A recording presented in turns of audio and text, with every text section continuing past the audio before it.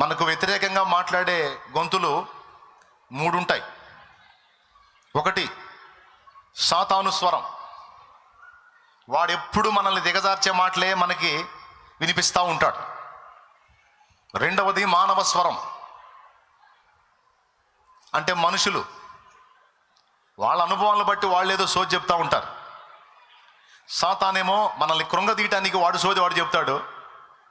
మనుషులు కూడా వాళ్ళ అనుభవాలను బట్టి వాళ్ళ సోది ఏదో వాళ్ళు చెప్తారు. ఇది ఎట్లా జరిగింది, అది ఎట్లా జరిగింది, ఇది సాధ్యం కాదు, అది సాధ్యం కాదని.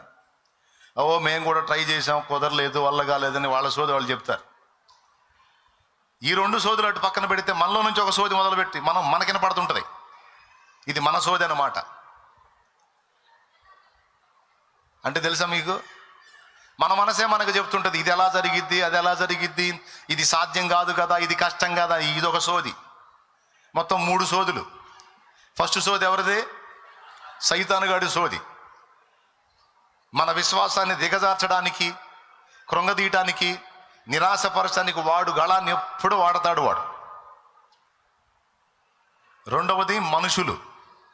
కొంతమంది ఉంటారు, వాళ్ళతో అరగంట గడిపామంటే చాలు నరాల వీక్నెస్ వచ్చింది మనకి. ఎంత విశ్వాసంగా ఉండి కూడా ఛార్జింగ్ మొత్తం దించేస్తారు వాళ్ళు. మంచి పనులు,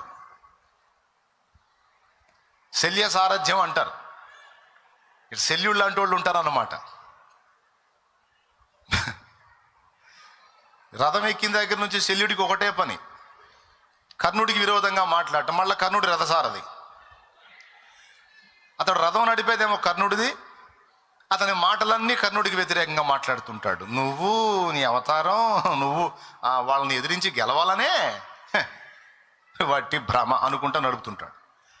ఇట్లాంటి వాడిని ముందు పెట్టుకొని మనం యుద్ధం చేయాలంటే ఏం చేస్తాం? కొంతమంది మనుషులు కూడా అట్లాంటి వాళ్ళే ఉంటారు.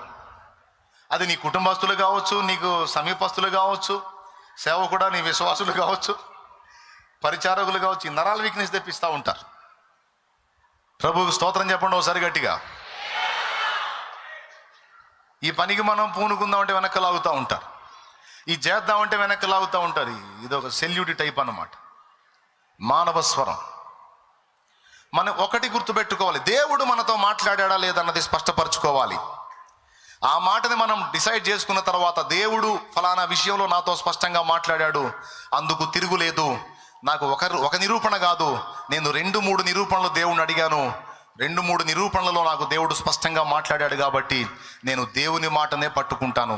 దానికి భిన్నంగా ఏ విధమైన స్వరం నాకు వినపడినా నేను లెక్క చేయను అనే తీర్మానం నాడు అబ్రహాం కలిగి ఉన్నాడు. ఈరోజు మనం కూడా కలిగి ఉండాలనే గ్రంథములో ఆ స్టోరీ రాయించాడు దేవుడు.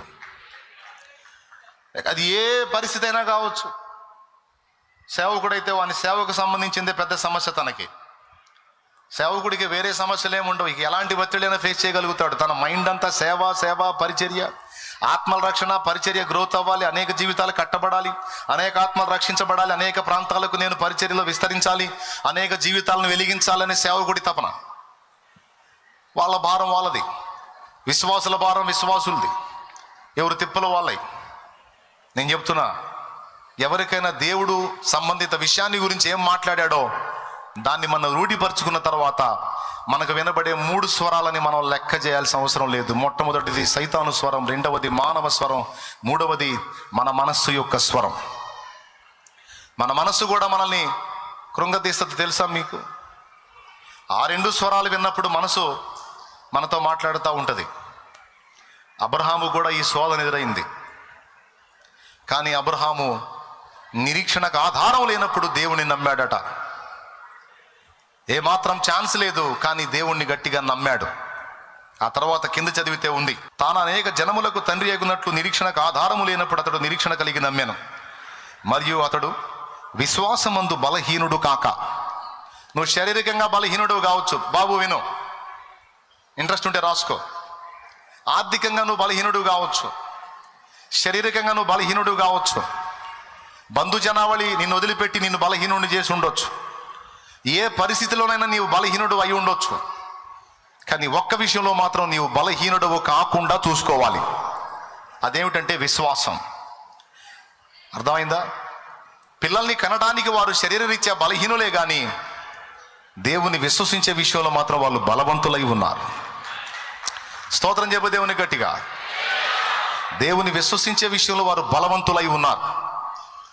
మరియు అతడు విశ్వాసమందు బలహీనుడు కాక రమారమి 100 ఏండ్ల వయసు గలవాడై ఉండి అప్పటికి తన శరీరము మృతతుల్యమైనట్టు శారా గర్భమును మృతతుల్యమైనట్టును ఆలోచించను గాని అవిశ్వాసం వల్ల దేవుని వాగ్దానమును గూర్చి సందేహింపక దేవుని మహిమపరచి ఆయన వాగ్దానము చేసిన దానిని నెరవేర్చుటకు సమర్థుడని రూఢిగా విశ్వసించి విశ్వాసము వలన బలము పొందెను.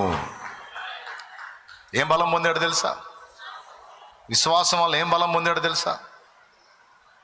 దేవుడిచ్చిన వాగ్దానాన్ని స్వతంత్రించుకోవటానికి కావలసిన బలం పొందాడు. కాబట్టి మనం ఎక్కడైనా బలహీనం కావచ్చు. ఆరోగ్యం పోయి ఉండొచ్చు, ఆస్తులు పోయి ఉండొచ్చు, అనుబంధాలు తెంచుకొని అనుబంధం వదిలేసి వెళ్ళిపోయిన వ్యక్తులు వెళ్ళిపోయి ఉండొచ్చు. ఏ విషయంలోనైనా నీవు వీక్ అయి ఉండొచ్చు. కానీ ఒక్క విషయంలో మాత్రం నువ్వు వీక్ అవ్వద్దు. అది విశ్వాస విషయంలో బలహీనుడు కావద్దు, బలహీనరాలివి కావద్దు. ఆ విషయంలో నువ్వు బలంగా ఉండు.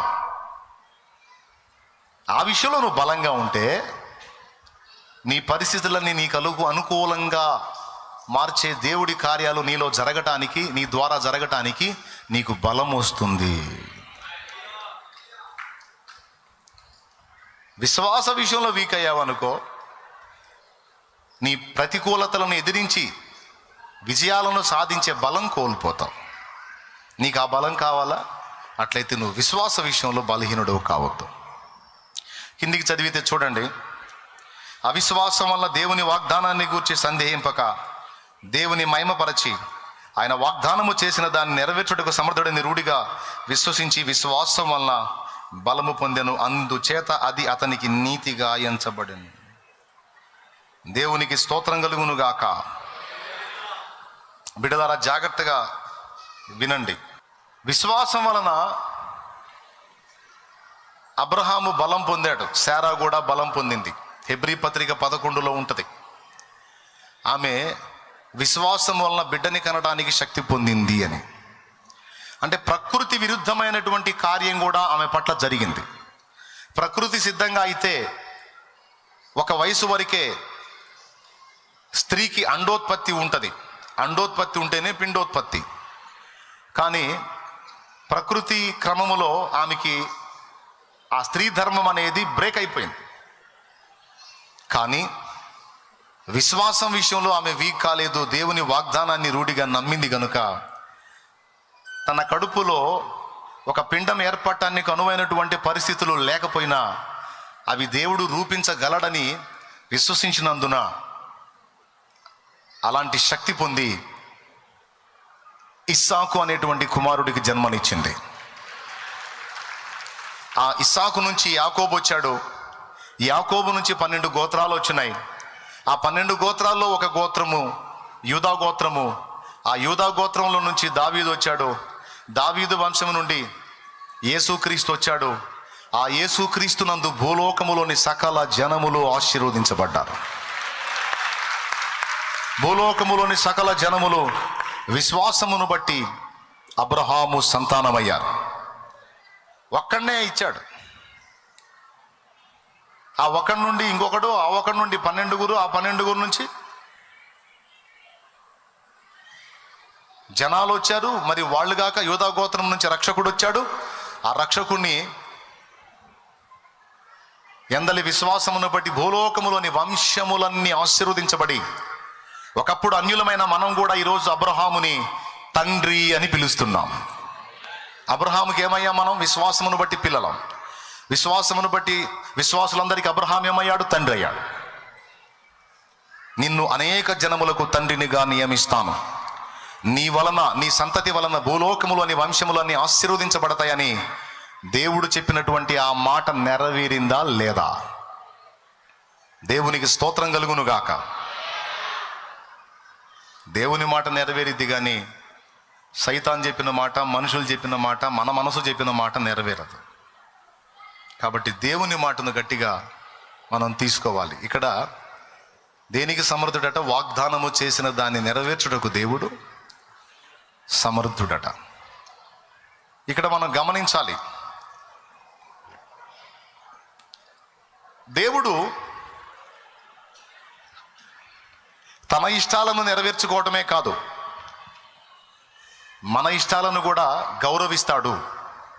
బాగా వినండి, దేవుడు తన ఇష్టాలను నెరవేర్చుకోవటమే కాదు, దేవుడు మన ఇష్టాలకు కూడా విలువనిచ్చి మన ఇష్టాలను కూడా నెరవేరుస్తాడు.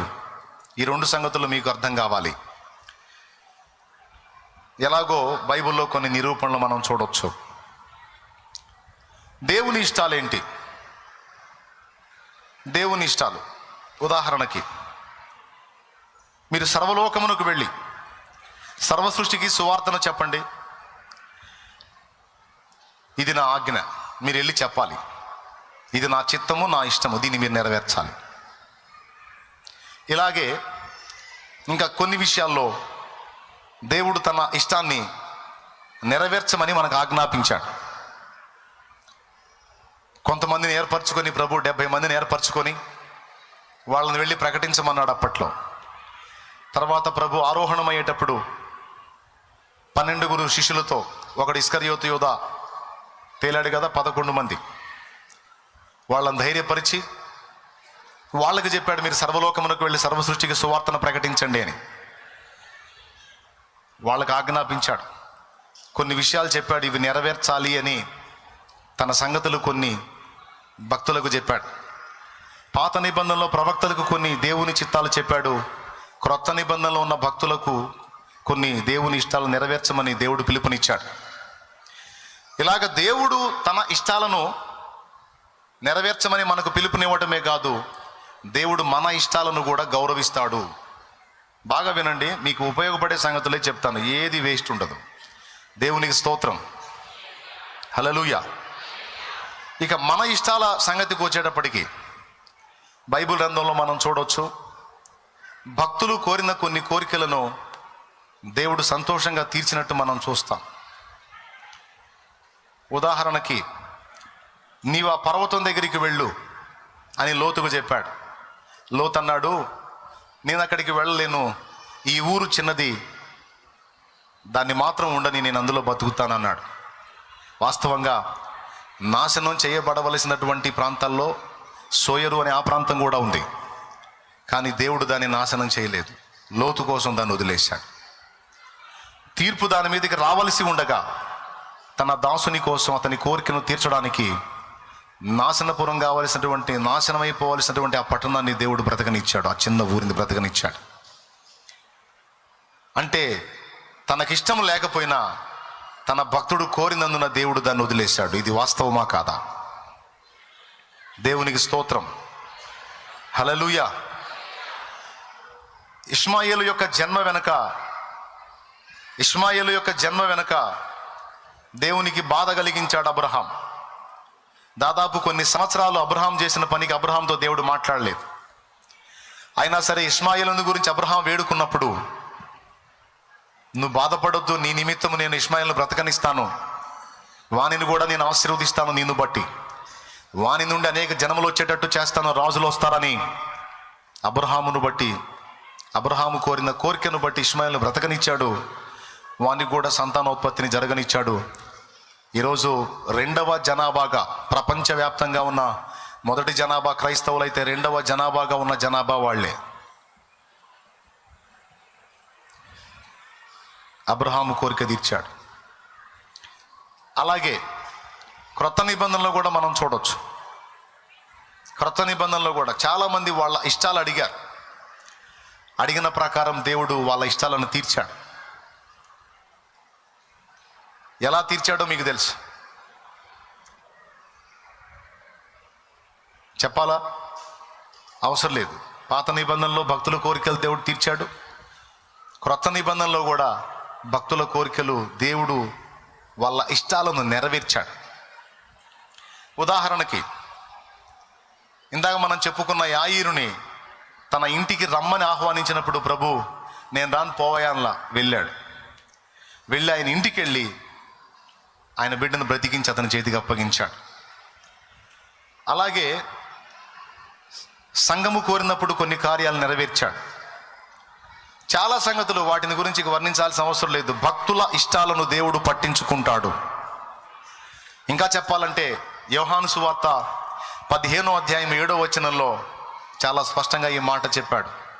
నా యందు మీరును మీ యందు నా మాటలు నిలిచి ఉండిన ఎడల మీకేది ఇష్టమో అడగండి, అది మీకు అనుగ్రహిస్తానని ప్రభువే మాట్లాడాడు. అంటే మన ఇష్టాలకు కూడా దేవుడు విలువనిస్తున్నాడు. దేవునికి స్తోత్రం కలుగును గాక. అలాగే యోహాను సువార్త 14వ అధ్యాయము 14-15 వచనాల్లో మనం చదివితే, నా నామమందు నా పేరిట మీరు నన్ను ఏమి అడిగినా నేను చేస్తానన్నాడు. 14 నా నామమున మీరు నన్ను ఏమి అడిగిననో నేను చేతును అన్నాడు. ఇప్పుడు దేవుని ఇష్టాన్ని మనం నెరవేర్చాలన్నా,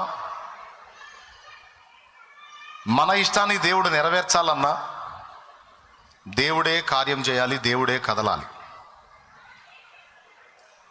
పాత నిబంధనలో అబ్రహాము దాసుని పేరేంటో మీరు చెప్పండి?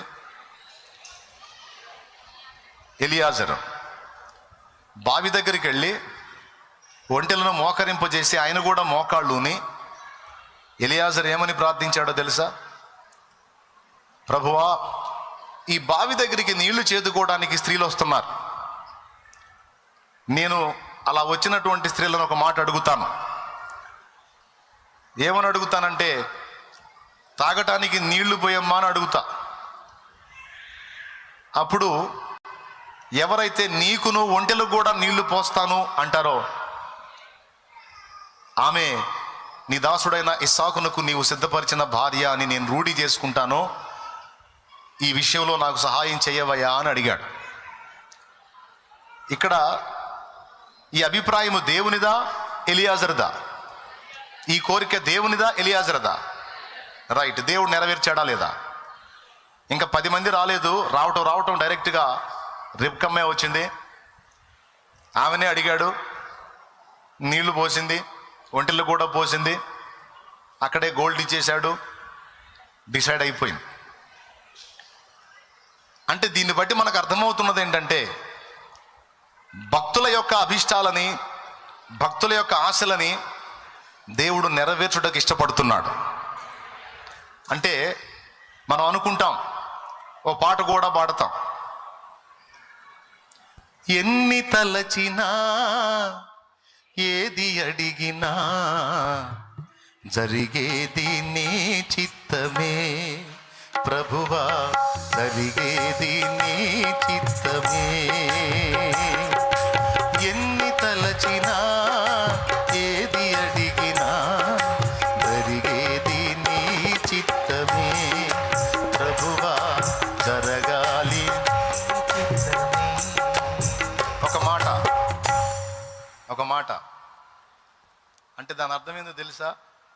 మేమేదో అడుగుతాం కానీ మా పిచ్చితో మేమేం అడిగినా ఏం జరగో, నువ్వేమనుకున్నావు అయ్యే జరుగుతాయని అర్థం. నిజమేనా? అంటే భక్తుల ఇష్టాలతో దేవుడికి పని లేదా? భక్తుల కోరికలతో దేవునికి పని లేదా? మీరు తెలుసుకోవాలి, దేవుడి ఇష్టాలే కాదు, తన బిడ్డల ఇష్టాలను కూడా వెతికి దేవుడు తీరుస్తాడు. నిజంగా తీరుస్తాడు. మనం ఆ సాంగ్ని మనం ఫిక్స్ అయిపోయి ఎన్ని అడిగినా వేస్టే సార్, తమరి ఇష్టమే జరిగిద్దండి, కంఠశోష తప్ప ఏం లేదు, సరే నువ్వు ఏం చేయాలనుకున్నా అదే చెయ్యి అనే భావం వస్తుంది. కానీ అలా కాదు. నా యందు మీరును మీ యందు నా మాటలు నిలిచినడలా మీకేది ఇష్టం అడగండి. ఏం కావాలి నీకు? ఏంటి నీ గొడవ ఏంటి చెప్పు, ఏంటి? పో చేస్తా పో అంట. అలా చేసినట్టు పాత నిబంధనలోనూ క్రొత్త నిబంధనలోనూ ఉన్నది మన జీవితాలలో కూడా చాలా జరిగినాయి. దేవునికి స్తోత్రం కలుగును గాక. ఇప్పుడు ఇవన్నీ మనం పొందుకోవటానికి మనకి దేవుని యందలి విశ్వాసం కావాలి. బాగా వినండి. ఇప్పుడు మన విశ్రాంతిలో బతకడానికి ఏం కావాలి? పాయింట్ నెంబర్ 1, ఏదో ఒకటి కావాలా? దేవుని యందు విశ్వాసం. లైన్లోనే ఉన్నారు కదా? రైట్. విశ్వాసం తరుగైతే కలవరం స్టార్ట్ అయింది. విశ్రాంతిలో బ్రతకాలంటే విశ్వాసం కావాలి. Okay, right. మనం సంతోషంగా ఉండాలంటే ఏం కావాలి? విశ్వాసం కావాలి. రైట్. మనలో సమాధానం ఉండాలంటే ఏం కావాలి? రైట్. మన ప్రార్థనలకు జవాబు రావాలంటే ఏం కావాలి? విశ్వాసం కావాలి. దేవుని శక్తివంతమైన కార్యాలు మనలో జరగాలంటే ఏం కావాలి? రైట్. 4. 5వది, మన ఇష్టములను దేవుడు తీర్చాలన్నా కూడా మనకు విశ్వాసమే కావాలి. ఇప్పుడు నమ్ముట నీ వలనైతే నమ్మువానికి సమస్తము సాధ్యమే అన్న మాట అనేక సార్లు గ్రంథంలో మనం చదువుకున్నాం. బాగా వినండి. నమ్ముట నీ వలనైతే నమ్మువానికి సమస్తము అంటే టోటల్గా ఇదంతా కలిపి మనకేం చెబుతుందంటే, విశ్వసించటం నీకు చేతనైతే అన్నీ జరుగుతాయి అనేది మనం మేజర్గా తీసుకున్నాం ఈరోజు. బాగా వినండి. ఇప్పుడు నాకు డౌటు, నమ్ముట నీ వలనైతే నమ్మువానికి సమస్తము సాధ్యమేనన్నాడు కదా. విశ్వసించు వాడికి అసాధ్యమైనది ఏది లేదు కదా. ఇప్పటిదాకా మనం చేసిన గొడవ అదే కదా, చెప్పుకున్నది ఇప్పటిదాకా అదే కదా. మరి అలాగైతే ఓ పని చేద్దాం. ఇప్పుడు ఈ సమాజం ఇంత దరిద్రంగా తయారవడానికి కారణం ఎవరు? సైతాను. మనుషులు ఇంత దరిద్రంగా తయారు కావడానికి కారణం ఎవరు? దయ్యాలు. కంటికి కనబడుతున్న మనుషుల వెనక కంటికి కనబడకుండా మనుషుల్ని తోలుబొమ్మలు చేసి ఆడిస్తుంది అవే. ఈరోజు జరుగుతున్నటువంటి దుర్మార్గాలకి, ఈరోజు మనుషులు చేస్తున్నటువంటి ఘోరమైనటువంటి కార్యాలకు కారణం సాతాను, దురాత్మలే. అందుకు సందేహం లేదు. కొంతమంది తెలిసి తెలియక వాటికి చిక్కారు, కొంతమంది హృదయపూర్వకంగా వాటికి అప్పగించుకున్నారు. ఈ విధంగా సాతాను చేత పీడించబడుతున్నటువంటి వాళ్ళు నీ ఫ్యామిలీలో ఉండొచ్చు, నీ కుటుంబంలో ఉండొచ్చు, నువ్వు జాబ్ చేసేటువంటి స్థలంలో ఉండొచ్చు, నీ తోటి కొలీగ్స్, నువ్వు పనిచేసే కంపెనీలో ఉండొచ్చు, నువ్వు నివసిస్తున్న సమాజంలో ఉండొచ్చు. వాళ్ళు నిన్ను ఇబ్బంది పెడుతుండొచ్చు, వాళ్ళ వల్ల నువ్వు సఫర్ అవుతుండొచ్చు. కుటుంబంలో వ్యక్తుల వల్ల కానీ, పనిచేసే స్థలాల్లో కానీ, సమాజంలో ఇరుగు పొరుగుల వల్ల కానీ, బంధువుల వల్ల కానీ, మొత్తానికి ఎటో పక్క నుంచి నువ్వు మనుషుల వల్లనే ఇబ్బంది ఎదుర్కొంటావు. చెట్ల వల్ల, పుట్ల వల్ల, రాళ్ల వల్ల, రప్పల వల్ల నీకు సమస్యలు రావు. ఇదైతే పక్క. ఎంతమంది ఎదుర్కొంటున్నారు అట్లా? అది ఏదో రూపేణ మనుషుల వల్లనే సమస్యలు ఎదుర్కొంటాం మనం. ఇప్పుడు దేవుని పని జరుగుతుంది, సేవకులకు ఒకళ్ళ నుంచి సమస్య, సువార్త ప్రకటించకుండా, మందిరాలు నిర్మించకుండా, వాక్యాన్ని ప్రకటించకుండా, కూటాలు పెట్టుకోకుండా, రాజ్యాంగం మనకిచ్చిన హక్కుల్ని మనం నెరవేర్చుకోకుండా కొంతమంది బయలుదేరారు. వాళ్ళ వల్ల దైవజనులు సఫర్ అవుతున్నారు. వాళ్ళు మనుషులే. టోటల్గా ఇక్కడ ఉన్న వాళ్ళలో బాధలు పడుతున్న వాళ్ళంతా కూడా మనుషులను బట్టే బాధపడుతున్నారు కానీ రాళ్ల వల్ల, రప్పల వల్ల, చెట్ల వల్ల, గుట్టల వల్ల అయితే కాదుగా. అది ఏ రూపంలోనైనా కావచ్చు. కొంతమంది అప్పుల పాలైన వాళ్ళు ఉన్నారు. ఇక్కడ ఉన్న వాళ్ళలో అప్పుల పాలైన వాళ్ళు చేతులు ఎత్తండి. అప్పుల్లో ఉన్నవాళ్ళు, ఇబ్బంది పడుతున్న వాళ్ళు, ఆర్థిక ఇబ్బందులతో ఉన్నవాళ్ళు, సిగ్గుపడకండి, చేతులు ఎత్తండి, పర్వాలేదు, చేతులు ఎత్తండి. సో ఇప్పుడు చేతులు ఎత్తిన వాళ్ళు చాలామంది అప్పులోళ్ళు ఉన్నారు. దాదాపు ఇక్కడ కూడా చాలామంది అప్పులోళ్ళే. ఏందో దేవుడు నాకు ఇచ్చిన కృప, నేను ఎక్కడ అడుగు పెట్టినా సరే నా బంధువులు, నా ఆత్మీయులందరూ అప్పులోళ్ళే. దేవునికి స్తోత్రం. ఇదే విచిత్రం. అయినా పర్వాలేదు. నజరేయుడగు యేసు నామములో నా తండ్రి మీ రుణాలన్నిటిని తొలగించును గాక. ఆమేన్. బాగా వినండి.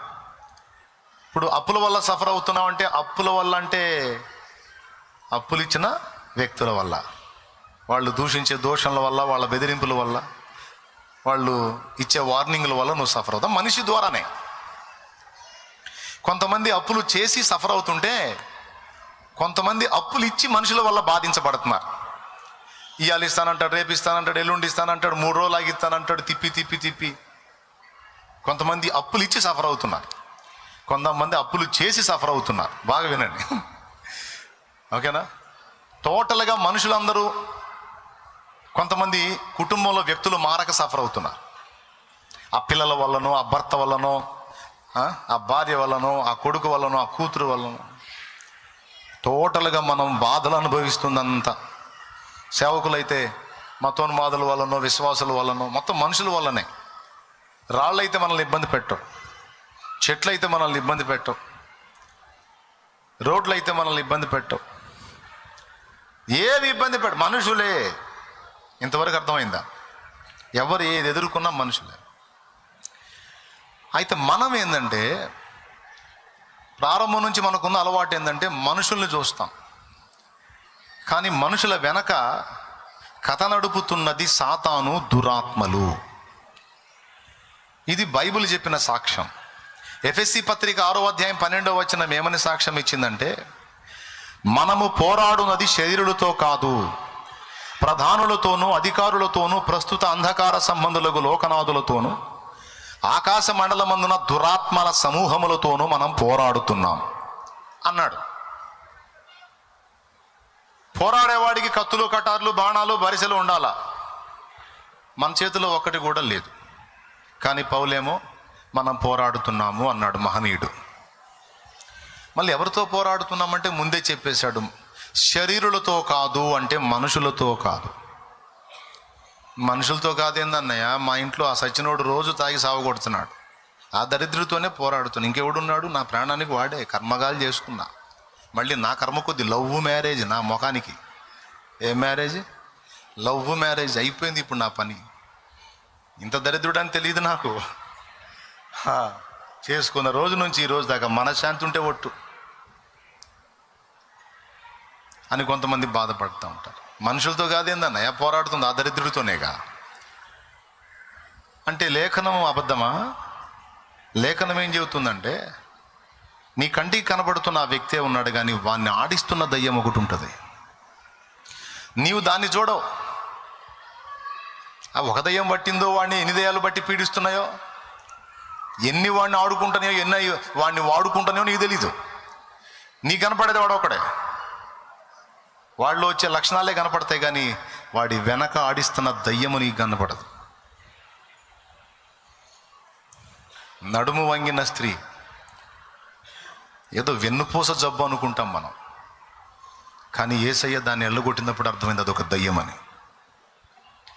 అప్పటిదాకా చూసిన వాళ్ళు ఏమనుకున్నారు? ఆమెకేదో వెన్నెముక సమస్య, అలా బెండ్ అయిపోయింది. ఫిడ్సు బలహీనత చేత బాధపడుతున్న కొడుకు తండ్రి యేసయ్యకి చెప్పాడు, చూసేదానికి ఫిడ్సు జబ్బులా కనపడేది సార్, కానీ వాడికి దయ్యమండి అని. అది వాడిని ఎక్కడ పట్టును, వాడిని విలవిలలాడించును, నీళ్లలోనికి నిప్పుల్లోకి దూకుతాడు, నురుగు కార్చుకొనొచ్చు, విలవిలలాడతాడు. చూసేవాడికి అదొక రోగ లక్షణం, కానీ దాని వెనక ఆడిస్తున్నది ఒక దయ్యం. తెలుసుగా మీకు? మార్కు సువార్త 9లో ఉంది. ఎంతమంది ఇంట్రెస్ట్గా వింటున్నారో నాకు తెలియదు, కానీ వినండి.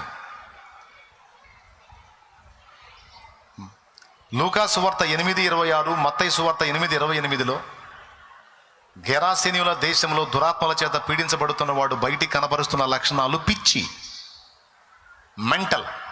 వాడిని చూసిన వాళ్ళు ఏమనుకుంటారంటే వాడికి మెంటల్, వాడికి పిచ్చి అనుకుంటారు, కానీ దాదాపు 1000 దయ్యాలు వాడిని ఆడుకుంటున్నాయి. జస్ట్ 3 నిరూపణలు.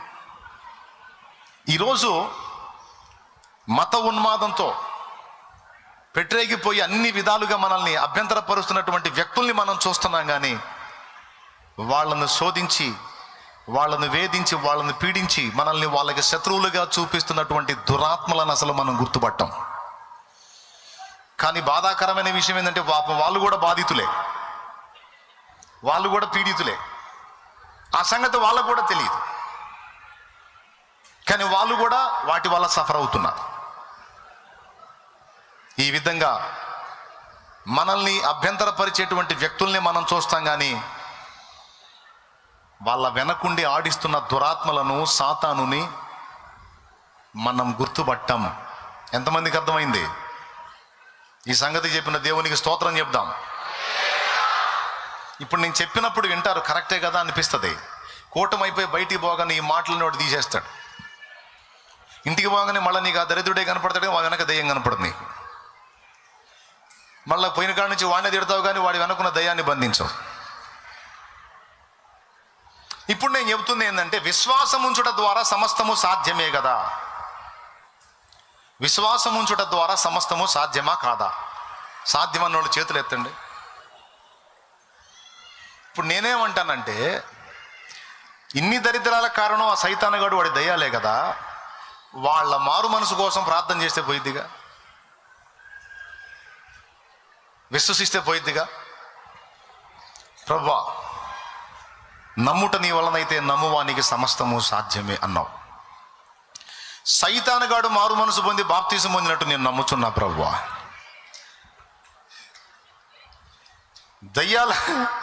దయ్యాలన్నీ క్యూ కట్టి మారు మనసు పొందినట్లు నేను ప్రార్థన చేస్తున్నా, విశ్వసిస్తున్నా ప్రభువా, నేను నమ్ముచున్నాను అని మనం దేవుని ముందు కూర్చుందాం. ఇది జరిగిద్దా? ఒక్కసారి మీరు నాకు చెప్పాలి. ఫస్ట్ నుంచి మనం ఏం చెప్పుకుంటున్నాం? విశ్వాసం ఉంచితే అన్నీ జరుగుతాయి, నమ్ముట నీ వలన అయితే నమ్మువానికి సమస్తము సాధ్యం, అది సాధ్యం, ఇది సాధ్యం, అట్లా సాధ్యం, ఇట్లా సాధ్యం. విశ్వాసం ఉంచితే సమస్తము సాధ్యమే కదా. మరి ఉంచుదామా? అది జరిగిద్దా? ఇదే కాదు, ఇంకా కొన్ని ఉన్నాయి ఇలాంటి ప్రశ్నలు, ధర్మ సందేహాలు. నాకు తెలిసిన దైవజనుడు ఒక ఆయన ఆ పని చేశాడు. ఇప్పుడు కాదు, అసలు నేను మా అయ్య కూడా పుట్టకముందు ఆయన ప్రార్థన చేశాడు. ప్రభువా, భూమి ఇలా అయిపోవడానికి, భూమి మీద మనుషులు ఇలా అయిపోవడానికి సైతాను కదా కారణం. వాడిని దర్శించు ప్రభువా, వాడికి మారు మనసు ఈ ప్రభువా అని రోజు ప్రార్థన చేశాడంట.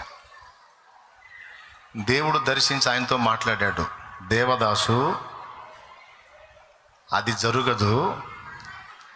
వాడు అన్నీ తెలిసే సాతానుగా మారాడు. వాడు తెలియక అమాయకత్వంలో ఉంటే నేను వాడిని క్రమపరుస్తాను. కానీ తెలిసి వాడు హృదయపూర్వకంగా పాపమునకు అప్పగించుకున్నందున నీ కోరిక నెరవేరదు, ఇది సాధ్యం కాదు, ఆ ప్రార్థన చేయొద్దని చెప్పాడు. అంటే మనం విశ్వాసం ఉంచినా జరగని కార్యాలు కొన్ని ఉన్నాయన్న వివేచన ఈ రాత్రి మనకు ఉండాలి. ఇప్పటిదాకా మొద్దు గుర్తులాగా ఒకటే పట్టుబట్టాం, ఏదైనా జరిగిద్ది, విశ్వాసం ఉంచితే ఏదైనా జరిగిద్దని. వినటానికి బాగుంది కనుక అలా ఫిక్స్ అయిపోయాం. కానీ విశ్వాసం ఉంచినా కూడా అసంభవమైన కార్యములు కొన్ని ఉన్నాయి. ఫర్ ఎగ్జాంపుల్, రెండోది కూడా చెప్తా. ఇప్పుడు రాకడ సంభవాలన్నీ ప్రకటన గ్రంథంలో ముందే చెప్పాడు.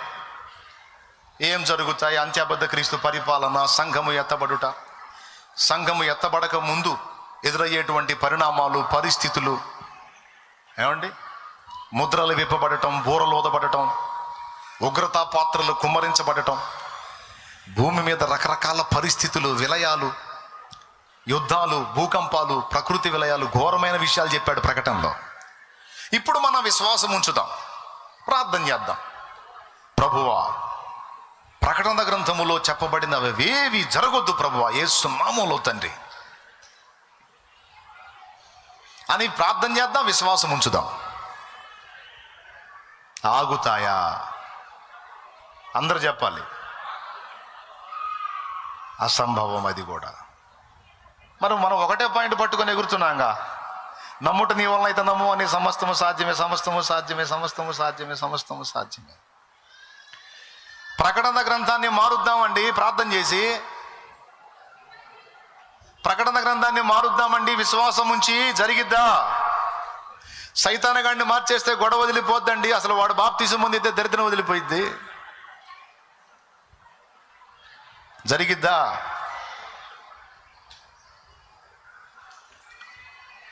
ఇలాగున అసంభవమైన విషయాలు చాలా ఉన్నాయి. ఈరోజు ఒక స్పష్టతకు వద్దాం. వివేచన కలిగి మనం ప్రార్థిద్దాం, దేవుణ్ణి అడుగుదాం. బాగా వినండి. అంటే మనం విశ్వసించినా, మనం మొర్ర పెట్టినా జరగని కార్యాలు కొన్ని ఉన్నాయి. మరి ఏం జరుగుతాయి, ఏం జరగవు, ఏం జరుగుతాయో ఏం జరగవో, మనం ఏ పరిధిలో అడగాలో ఏ పరిధిలో అడగొద్దో మొత్తం మనకి గ్రంథములో దేవుడు అనుగ్రహించేశాడు, గ్రంథములో దేవుడు చెప్పేశాడు. సింపుల్, మీకు ఈజీగా అర్థం కావడానికి చెప్తున్నా. హోటల్కి వెళ్తాం, మనం హోటల్కి వెళ్తాం. ఫస్ట్ ఏం చేస్తాడు, మెనూ షీట్ ఇస్తాడు, మెనూ కార్డు ఇస్తాడు. ఇస్తాడా ఇడా? అంటే వాళ్ళ హోటల్లో ఏవేవి అందుబాటులో ఉన్నాయో, మనం కోరితే ఏవేవి చేయగలరో అవన్నీ ఆ మెనూ కార్డులో ఉంటాయి. ఇప్పుడు నీకు బిర్యానీ కావాలంటే ఏం బిర్యానీ కావాలి, మటన్ బిర్యానీ కావాలా, చికెన్ బిర్యానీ కావాలా, మరి రొయ్యల బిర్యానీ కావాలా, చేపల బిర్యానీ కావాలా, పీతల బిర్యానీ కావాలా, ఏమండి నీకు ఏం బిర్యానీ కావాలో అందులో నువ్వు కోరుకుంటే తెస్తాడు. అసలు ఇందులో ఇచ్చినవి కాదు సార్, ఇందులో లేనిది ఒకటి చెప్తా తీసుకోండి అంటే ఏమంటాడు, లేదు సార్ మా దగ్గర అలాంటి సౌకర్యం లేదు, ఇంకో హోటల్కి పోండి అంట. అవునా? ఇక్కడ దేవుడు మనము కోరుకోవలసినవి, దేవుడు సాధ్యపరచగలిగినవన్నీ కూడా గ్రంథములో రాసి నీకు నాకు చేతికి ఇచ్చేశాడు. అది స్తోత్రం చెప్పు. ఇక ఇప్పుడు నువ్వు ప్రార్థించినా విశ్వసించినా రెండు పరిధులు ఉన్నాయి. ఒకటి వాక్య పరిధి, రెండు వాగ్దాన పరిధి. నాయన బాగా వినండి. ఒకటి వాక్య పరిధి, రెండు వాగ్దాన పరిధి. ఈ రెండు పరిధులలోనే నువ్వు అడగాలి. ఆ పరిధి దాటి నువ్వు అడిగితే సఫలత పొందలేవు. అది వాక్యం చెప్తున్న సత్యం. యేసు ప్రభు బోల్డన్ ఆఫర్లు ఇచ్చాడు, పరలోక తండ్రి బోల్డన్ ఆఫర్లు ఇచ్చాడు, అవకాశాలు ఇచ్చాడు. అయితే వాటన్నిటికీ ముందు షరతులు వర్తిస్తాయని చెప్పాడు. దేవునికి స్తోత్రం, హల్లెలూయా. మీకు ఏది ఇష్టమో అడగండి అన్నాడు. అయితే దానికి ముందు ఒక మాట చెప్పాడు, నా యందు మీరును మీ యందు నా మాటలు నిలిచున్న ఎడల. మాటలు నిలిచి ఉండకపోతే అడిగినవి చేయవా అంటే కుదరదు. ఎందుకు కుదరదు అంటే, నా మాటలు నువ్వు చదివి తెలుసుకుని లేదా విని తెలుసుకొని ఉంటే నువ్వు వాటి పరిధిలో అడుగుతావు. అవి నువ్వు తెలుసుకోకపోతే పరిధి దాటి సైతాన్ మారు మనసు కోసం ప్రార్థన చేస్తావు. అంటే అలాంటి అసంభవమైన కార్యాలను అడుగుతావు నువ్వు, అవి జరగవు. అందుకే నేను పరిధినిచ్చాను, నువ్వు విశ్వసించడానికి, ప్రార్థించడానికి, కోరుకోవటానికి, పొందుకోవటానికి వాక్యము మరియు వాగ్దానము రెండు ఇచ్చాను నీకు. ఈ భూమి మీద నీ జీవనానికి సంబంధించి ఆ పరిధిలో నువ్వు ఏదన్నా అడుగు, ఖచ్చితంగా నేను ఇస్తానని నమ్ము, అది అయిపోయింది అంతే అన్నాడు. ఇక్కడ ఫస్ట్ చెప్పిన పాయింట్లో పాపం మీకు కొంచెం బలహీనత కలిగింది. అరే నమ్మితే సమస్తము సాధ్యమవుతాయి అనుకున్నామే. నిజంగా ఆలోచించి వివేచిస్తే కరెక్టే, కొన్ని అసంభవమైనవి కూడా ఉన్నాయి తోచి అనిపించింది మీ మనసు. టెన్షన్ పడకండి. ఆ మాట మిమ్మల్ని బలహీనపరిస్తే ఇప్పుడు చెప్పే మాట మిమ్మల్ని చాలా బలపరుస్తుంది.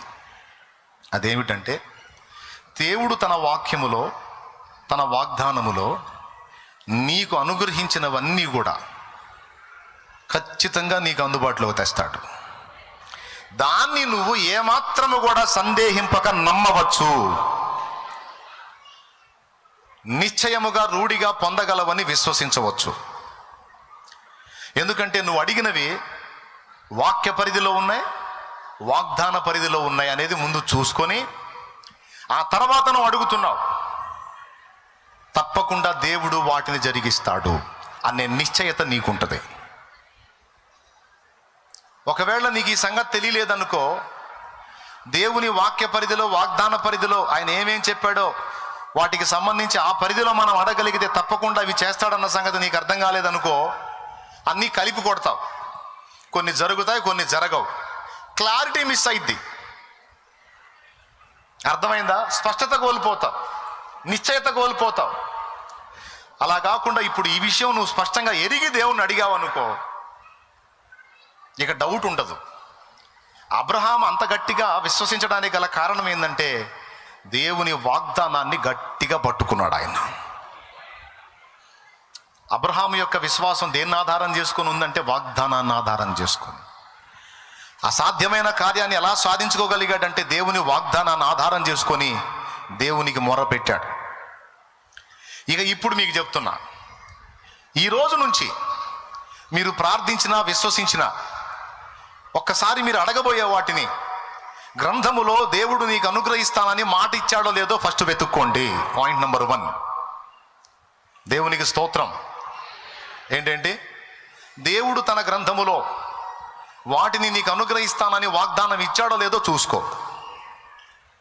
తన వాక్యములో భక్తులకు వాటిని అనుగ్రహించినటువంటి దాఖలాలు ఉన్నాయో లేవో చూసుకో.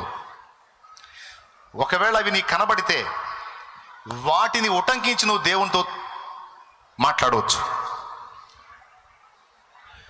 నా కృప నిన్ను విడువదంటివే, నా కృప నీకు చాలునంటివే,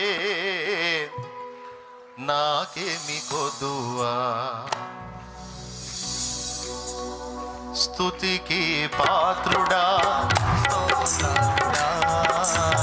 శుభప్రదమైన నిరీక్షణతో, శుభప్రదమైన నిరీక్షణతో జయ గీతమే పాడేదా,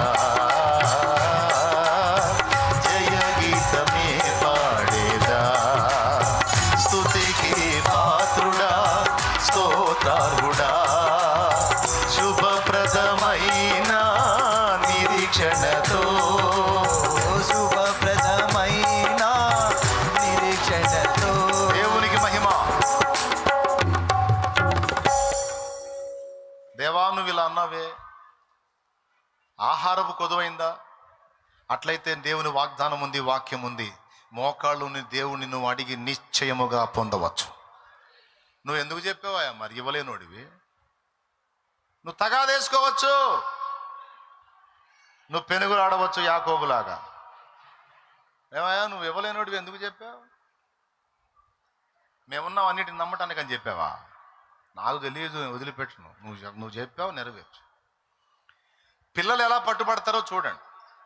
నీకు ఇస్తాను రా అని మనం అననంత వరకు బ్రతిమలాడతాడు. ఇస్తాను అని మనం వాగ్దానం చేశామంటే అప్పుడు చొక్కా పట్టుకుంటాడు.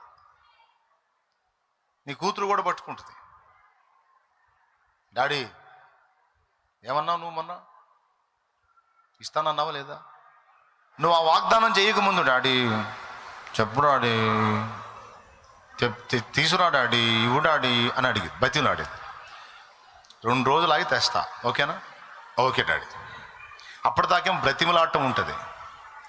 ఇప్పుడేమన్నాడు? 2 రోజులు ఆగి ఫలానా రోజు నేను నీకు తీసుకొని వస్తా అన్నాడు కదా. ఇక చిక్కాడు. ఇప్పుడు ఇక కార్నర్ అయిపోయాడు.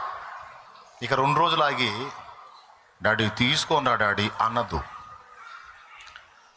మొన్న ఏమన్నావు డాడీ? ఏమన్నావు? తేలేనోడివి ఎందుకు చెప్పాలి డాడీ? ఇవ్వలేనోడివి ఎందుకు చెప్పాలి డాడీ? ఇకంతా తగాదే ఉంటుంది, ఇకంతా ఫైరింగే ఉంటుంది. చనువున్న కూతురు అయితే వచ్చి మెడేసుకుంటుంది. చెప్పు డాడీ ఎందుకన్నావు? నువ్వు అన్నావుగా, నా కర్మగాలు అన్నానే తల్లి. ఇక ఆ రోజు నుంచి ఇక మరుసటి రోజు, ఆ తర్వాత రోజు ఇక నిన్ను పొడవకపోతే అప్పుడు అడుగు. పొడిసి పొడిసి పొడిసి చంపుద్ది. నువ్వు తెచ్చిన దాకా ఇంకా ఇంటికి వచ్చేటప్పుడు గుర్తొచ్చింది. ఇక ఇంటికి పోతే నా కోటింగ్ ఉంటుంది, ఎందుకంటే మాట ఇచ్చా కదా. ఇక నువ్వు ఆలస్యం చేసే కొద్దీ ఫోర్స్ పెరుగుతూ ఉంటుంది. ఇక సూటిపోటి మాటలు పక్కన వాళ్ళతో కూడా కొంతమంది మాటలు ఇస్తారు, చేయరు. మమ్మే మరి తేవటం చేతగాని వాళ్ళు ఎందుకు ఇవ్వాలో మరి? ఎవరిని అంటుందో తెలుసా? అది నన్నే అంటుంది. మరి లేకపోతే మీరు ఇవ్వనోళ్ళు ఇవ్వనంటూ ఊరుకోవాలి. 2 రోజులు అయితే తెస్తానంటివి, ఇక దానికి ఇప్పుడు చిక్కావు. నువ్వు ఏం చేద్దాం తీసురా. వాగ్దానము చెయ్యక మునుపు బ్రతిమలాడుట ఉంటుంది, వాగ్దానం చేసిన తర్వాత ఇక వాదనే ఉంటుంది. గుర్తుపెట్టుకో. నీకెంత ఫోర్స్ ఉందంటే ఇప్పుడు దేవునితో తగాదేసుకోవచ్చు. నువ్వేం చెప్పావు? చేస్తానన్నావుగా, నీ యందు నా ప్రయాస వ్యర్థం కాదన్నావుగా, మరేంది ఇది? ఏందయా? ఎప్పుడు? నా తెలియదు, నువ్వు అన్నావు, నువ్వు ఒట్టు పెట్టావు, వాగ్దానం ప్రామిస్ అన్నావు, అన్నప్పుడు నువ్వు చేయాలంతే అని. నువ్వు ఏడవచ్చు, వాదనాడవచ్చు, దేవునితో చనువుగా వ్యవహరించవచ్చు. ఎందుకంటే వాగ్దానము చేసిన దేవుడు నీకు చిక్కాడంతే. దేవునికి స్తోత్రం కలుగును గాక. నీ తండ్రి నీకు చిక్కాడు వాగ్దానం ఇచ్చి. ఈ వాగ్దానం ఒక ఆహార విషయంలోనే కాదు, ఆర్థిక సమస్యల విషయంలోనే కాదు, సమస్త విషయములలో ఎక్కడెక్కడైతే నీకు వాగ్దానం ఇచ్చాడో అక్కడెల్లా కూడా దేవుడు కార్నర్ అయ్యాడంతే. దేవునికి స్తోత్రం కలుగును గాక. ఇక చిక్కుతాడు నీకంతే. ఇక దాన్ని బట్టి ధైర్యముగా నువ్వు దేవుని ముందుకు వెళ్ళిపోవచ్చు. ఆఖరికి నిన్ను క్షమించే విషయంలో కూడా వాగ్దానం తీసుకునే పోవచ్చు.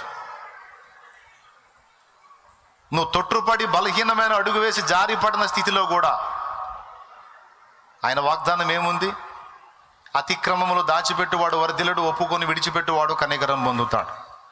మన పాపములను మనం ఆయన ఎదుట ఒప్పుకునే ఆయన నమ్మదగిన వాడు, మన పాపములను క్షమించి సమస్త దుర్నీతి నుండి మనలను పవిత్రులుగా చేస్తాడు. ఆ వాగ్దానాన్ని ఎత్తిపట్టుకొని పోయి, నేను ఒప్పుకుంటే క్షమిస్తానన్నావుగా, నేను తెలిసి బుద్ధి గడ్డి తిని చేశా, తప్పు చేయకూడదు, నీ బిడ్డగా నేను అలా చేయకూడదు, ఏం చేద్దాం? బలహీనపడ్డా, నా తప్పే, దీనిలో ఎవరిని నేను బాధ్యులు చేయను, నా స్వయంకృత అపరాధమే, నన్ను క్షమించు, మరోసారి చేయకుండా జాగ్రత్త పడతా.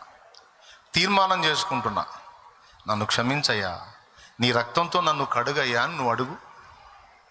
తక్షణమే దాన్ని శుద్ధి చేసి నిన్ను వదిలేస్తాడు. పో, నీ అతిక్రమములన్నీ నేను తుడిచివేసి ఉన్నా, నీకు ఎన్నటికి నీ వాటిని జ్ఞాపకం చేసుకోనని అంటాడు. బ్లాక్ బోర్డు మీద రాసినటువంటి రాతలని డస్టర్తో తుడిచేసినట్లు నీ దోషములు మళ్ళా కనబడవిక అక్కడ. అట్లా సమస్త విషయములలో వాక్యమును వాగ్దానమును నీవు ఆధారము చేసుకొనిన ఎడల అన్నిటినీ కూడా దేవునితో పోరాడి నీవు పొందవచ్చును. ఇంకా అయిపోయిందండి. మీకు నేను చెప్పిన విషయాలు అర్థమైతే ఈ రోజు నుంచే మొదలు పెట్టచ్చు దేవుడితో. ఇక నువ్వేమని వాగ్దానం చేశావు? నీవు అనేక జనములకు అప్పిచ్చేదావు కానీ అప్పు చేయమన్నావు.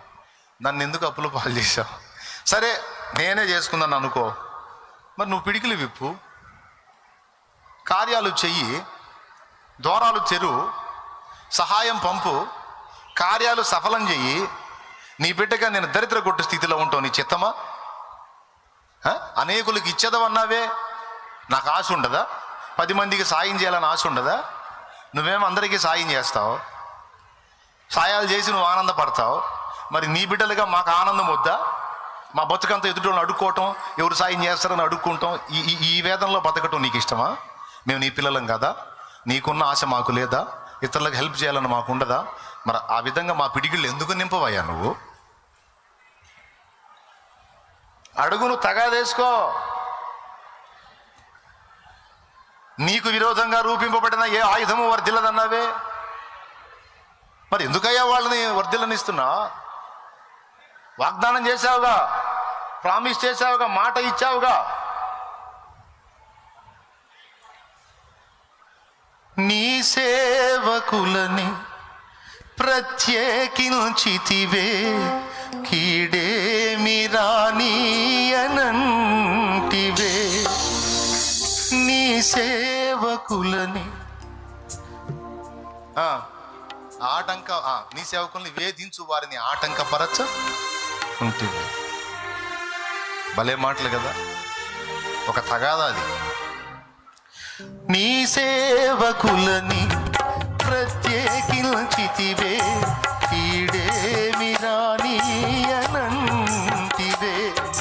నీ సేవకులని వేధించు వారిని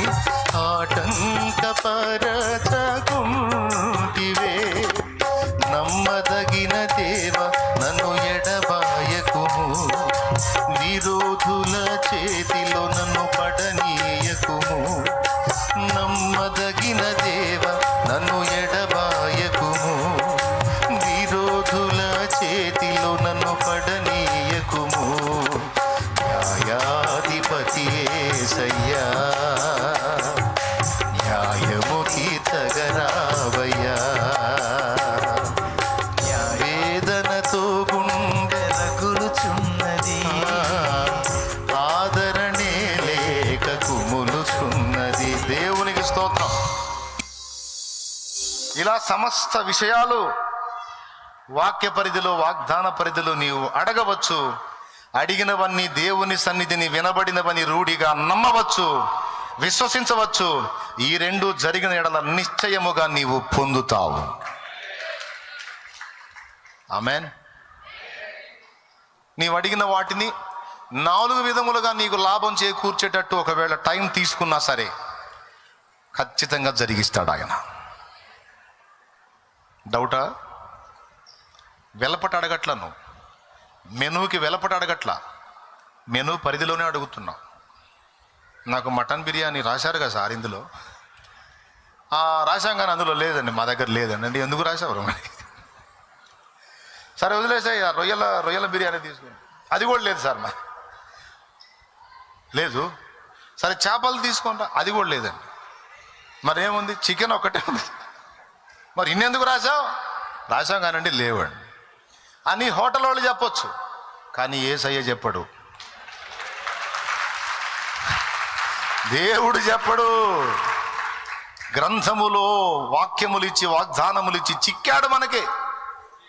తగాదేసుకుందాం యేసయ్యతో అందరం కలిసి. ఇక ఏమేమి సంగతులు అడుగుతావో అన్ని వాక్య పరిధిలో ఉన్నాయో లేదో ఫస్ట్ చూసుకో, వాక్యంలో చూసుకో. నేను ఇది అడుగుట వాక్య వ్యతిరేకమైతే కాదు, ఇది అడుగుట వాక్యానుసారమే అని నీవు రూఢి చేసుకొని అప్పుడు కూర్చో ఆయన ముందు. ఇది మొదలుకొని నువ్వు ఎప్పుడు ఏది అడిగినా నువ్వు చూసుకోవలసిన కొలబద్ద అది వాక్యంలో ఉందా, వాగ్దానం అయి ఉందా చూసుకొని ఎందుకు జరగదో తేల్చుకుందాం.